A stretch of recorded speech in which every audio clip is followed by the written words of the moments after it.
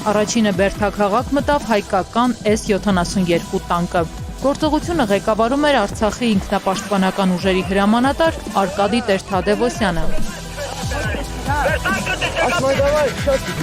Մայիսի 8-ին թշնամին ընդամենը տարերային դիմադրություն էր ցույց տալիս։ Կեսօրին մոտ հարձակման էին անցել հակառակորդի 1 ռազմական ինքնաթիռ եւ ուղղաթիռներ, որոնք ռմբակոծել էին հայկական ուժերի մարտաշարքերը, ինչպես նաև Շուշին ու Ստեփանակերտը։ Ավելի ուշ պարզվել էր, որ այդ օդային հարձակման նպատակը Շուշիում մնացած զինապահեստները պայթեցնելն էր։ Դրանով ադրբեջանցիները հույս էին ունեցել կործանել ամբողջ քաղաքը, ինչը նրանց չէր հաջողվել։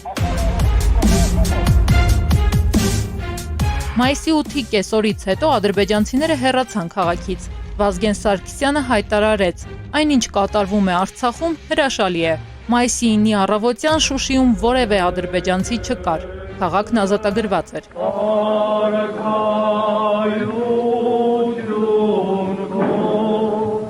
Yeah.